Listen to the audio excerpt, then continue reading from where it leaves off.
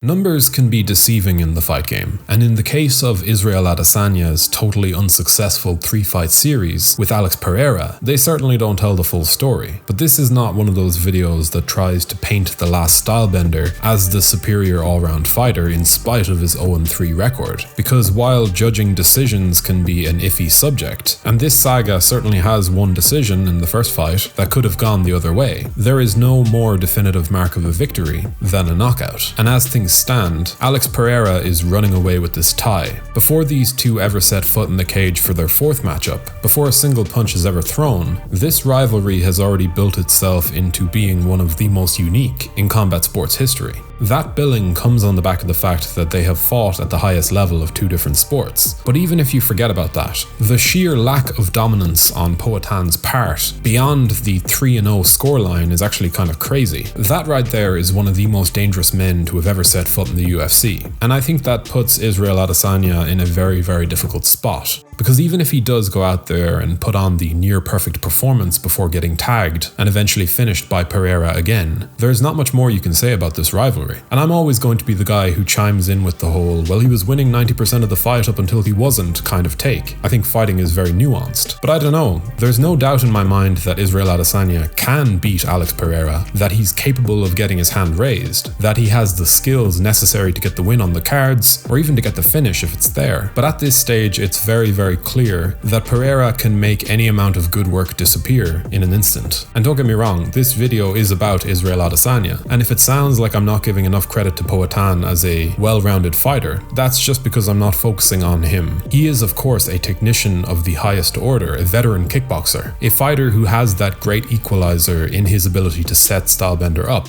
to land the fight's pivotal blow at the perfect time, to disrupt and utterly destroy any lead that Israel may have on the scorecards. And coming into their fourth fight, you do have to wonder just how Adesanya is looking at these last 3 outings. I really don't put too much stock into the things he says in front of the camera, like most fighters. He's always going to sell himself and his angle a certain way, and I saw that video where he very blatantly tried to write the whole thing off as a consequence of his leg being hurt due to an early leg kick, and I also heard the way he very angrily tried to tell off Sean Strickland for not watching the first 2 kickboxing bouts beyond the knockout moment that went viral, because he looked pretty emotional while doing that. But I guess I would hope that Israel is more honest with himself behind the scenes, that he doesn't boil down this 3-0 scoreline to a pair of lucky shots and a bad scorecard. Again, don't pay attention to the image this guy sells of himself. He's very noticeably aware of how he acts on camera and how he is perceived. Israel Adesanya knows when he's on camera. If he has a way to convince the mainstream pay-per-view buying masses that the last fight was not the best representation of himself, why wouldn't he do it? No, the real question I have is how he truly sees this upcoming matchup, and whether or not he understands just how devastating a 4th defeat to Pereira could be for both his legacy and his prospects moving forward. On a quick side note, if you're enjoying this content, be sure to subscribe to the channel now to stay up to date with all of our weekly uploads. We're also going to be pushing out exclusive content through our Patreon and YouTube membership program, so if you want to avail of that, check out the links below in the description. Anyway, this rivalry is weird because again, you have a fighter here in Adesanya who is 0-3 and can still make a very solid claim at being the better fighter, the more likely man to win in fight number 4, the betting favorite. I don't believe that anyone should be that confident in Adesanya, but when fight night comes around, that is going to be the narrative, and I wouldn't be surprised if he was the betting favorite. And I can just imagine a situation where something similar happens once again. Israel looks good, and then Alex just finds his moment. Once more, I'll double down on the fact that Pereira should not be overlooked or underestimated, and his approach to beating a guy like Adesanya should not be boiled down to a lucky punch or one moment of brilliance. It might appear as though that's the case, but this is simply the route to victory that Pereira has employed against a fighter in Israel who is literally the only other guy in the division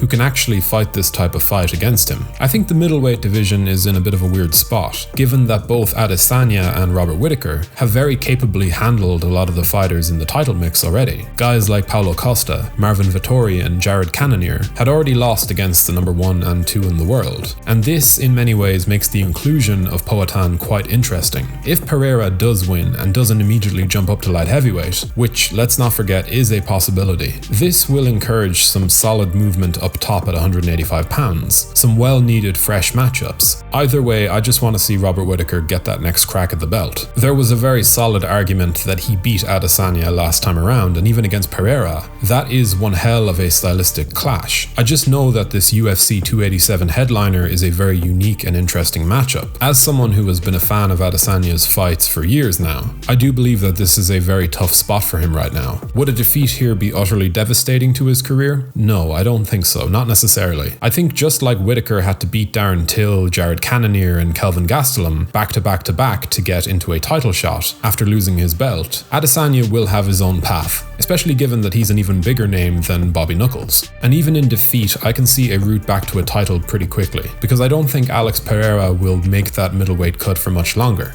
With Hamza Chimaev also circling middleweight is certainly getting quite interesting, but what I will say is that a defeat here against Poatan will more than likely be the end of their rivalry, and honestly it's the outcome that I'm expecting in this rematch. I think if anything, for as confident a man as Adesanya appears to be, Pereira is going to have a greater level of self-belief this time, as a mixed martial artist, just as you would have to imagine that Israel Adesanya's past failures will have at least some effect on his performance. Now of course that's not set in stone and I could be wrong, but I just think that this weird and wonderful saga between these two great strikers is going to produce yet another very surprising main event moment. I think Poatan is going to get him, and I think he'll do it in the 3rd round this time. It's not about being the better 25-minute guy. Pereira just does what he does better than anyone, and what he does generally results in his opponents being laid out stiff on the canvas. So yeah, I'm definitely starting to get that big fight feel. Anyway, that will just about do it for this video, but what do you make of Israel Adesanya's chances of finally getting one over against the great Poatan? And do the many asterisks that lie within that 3-0 scoreline make the idea of Izzy being a betting favourite reasonable? I'd actually be interested to hear your thoughts on that in particular. If you do want to help in supporting the channel, liking the video and subscribing would do wonders. As always, thank you for watching.